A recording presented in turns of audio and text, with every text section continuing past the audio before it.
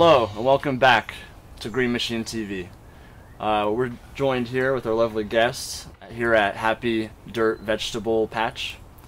We have Matt Suhr, the owner, head farmer here. We have Dr. Ray Seidler, local microbiologist specialist. And we have Peggy Smith, who's the local coordinator Oregon Right to Know. For the Oregon Right to Know. So thank you all for joining us here today. We're very close to November's election, and we have a lot to discuss in very little time. So let's start off with what is a GMO? Because apparently a lot of Oregonians still don't even know that. Well, genetically engineered food is food that's grown from seeds that has the genes of something other than that original seed introduced into the seed. And there's, Ray can really is the expert here, there's two classes of genetically engineered seeds. One that is herbicide resistant, like Roundup Ready seeds, and one that is pesticide tolerant. That's right. And so I'm sure that Ray could tell you how those work. These foods, these ingredients, the foods that are grown from those seeds have been introduced since the early 1990s into our food system, and most people don't know about that. It's not on our labels in the United States. There are 64 countries in the world that require the labeling of genetically engineered ingredients in manufactured food. So even our American food manufacturers are labeling that for the food that they send to those 64 countries.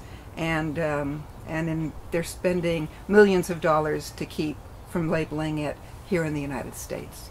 So our Measure 92 that's going to be on this November ballot is about that. It's about Oregon requiring genetically engineered ingredients in food to be labeled so people have information about what they're eating and feeding their families, and they have the freedom to make a choice. That's key. That's right. The freedom of choice. And the freedom to know. That's right. What are like the most pronounced misconceptions out there? Well, I think just like the county ban on the growing of genetically engineered plants, the opposition has come right back with the same four-letter word, and it's COST, the cost. You can't afford it. We heard that at the county level. We can't afford to ban the crops because it will just be too expensive to enforce. And here they are again with the same type of rhetoric for the state proposition. And let me just share, since there was a major news press conference and release just within the last week, Consumers Union, a national, international organization that I think most of your TV audience will be familiar with, came out with a report that was published by a company called Eco Northwest, I believe that's their name, in which this economic analysis showed, in comparison with 5 earlier studies from the United Kingdom, from all over the United States, from the studies conducted in California, the studies conducted in the state of Washington, showed that the average cost of implementation and going to the grocery store and buying food for a whole year per individual in Oregon will cost approximately $2.30 more.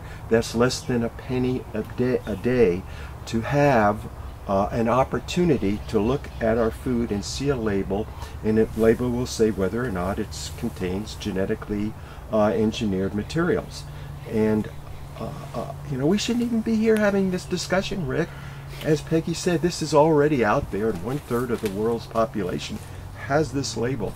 And are we going to be worried about $2.30 an annual cost? I hope not. So, wow, Oregonians, please pay attention and understand where this misleading information is coming from.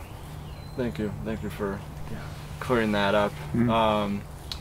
Now, so yeah, we have the cost. We have what else is there? There's some would say, oh, well, if you really want to know, you can already find out that information. Well, that's also false. And the reason why it's false is they allude to organic foods are already labeled. Well, not all of us can afford organic foods. So if we're not buying organic foods, what's left with regards to the labeling option? But if a citizen really wants to know for sure, hey, you got to go to Peru, El Salvador, Bolivia, Russia, India, European nations, huh? Hey, I'm an American.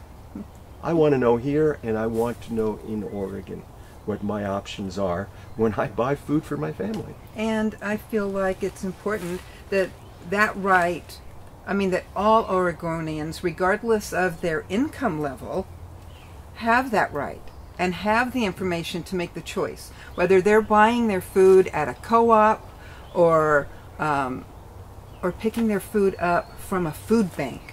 It doesn't matter. Everyone should have the right to that information.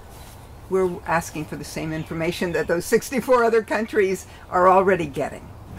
So, I've heard that, one of the reasons why trying to find that information about the ingredients is so difficult is because there's also the patents that the companies have. So even doing the testing to find out whether Gs are safe or not has been very problematic because these companies can, under the patent laws, withhold that information as to what is actually present in their products. I'm glad that you brought that up, Rick, and I'm going to speak from my perspective as a scientist, just to reconfirm what you just said. Just in the last 3 to 4 days, I have been talking to other American scientists in different universities, way far away from Oregon, but in the United States. And they feel, at least, I think the pleasant words would be very uncomfortable in trying to go head-to-head with patent laws that, in effect, prevent them from doing basic studies on genetically engineered crops out in the heartland. There is a pathogen called the corn root worm, and it's gaining resistance to genetically engineered toxins. And a couple of American scientists, specifically entomologists who study insects, have gone on record to say that they have not been able to gain access to the farms where genetically engineered crops are being grown to help and advise and make suggestions to the farmers to how to reduce the likelihood of damage to their crops. And the reason why they've not been able to gain access is that the seed companies are enforcing patent law regulations and prohibiting their access. This is America? Not surprising, unfortunately. I want to bring up another issue that Ray reminded me of. The opposition is saying that this measure is going to damage our local farmers, and that's not the case. Actually, we have a lot of endorsements from family farmers, and I thought maybe Matt might be able to say something about that. Well, in terms of the statewide initiative now, it's more just as a citizen. I just want to know. I can see what the fat and carbohydrates is and get the list of what I should know, all the calories per day I'm supposed to, that seems like too much information on a label. No. I didn't hear a big protest about putting any of that on there. And it's like, okay, so one little thing. They could probably use the same printing press, the same program, everything, just change a little wording. And 2 words. Yeah. 2 words. Yeah. Genetically engineered. We already label cholesterol content, fat content, sugar content. Does that prohibit Americans from buying those goods? Nope. No. And does it even say that they're bad? Exactly. Cholesterol, there's a lot of opinion on that. Information. We're just asking for information. And it's a hard thing to know whether it's genetically engineered. There's no way to look at it. There's no simple way to find out, really. Another issue that has been raised in the opposition is that there are a lot of exemptions, and restaurants and carry-out pizza isn't going to have that information. And animal feed, I hear, too. Right. Well, looking at the commercially prepared and like restaurant food or takeout food, to me what's important, having been a registered dietitian in food service for over 17 years, those people that are preparing food are buying manufactured ingredients, and it's going to provide them the information, and so they can make better choices about the ingredients in the food that they're serving to their customers. You know, again, it's at all levels of our food supply.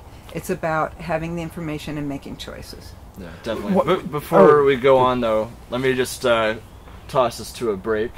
So we're going to have one more supplemental media break, and when we come back, we're going to talk about the larger picture with GMOs, and stay tuned.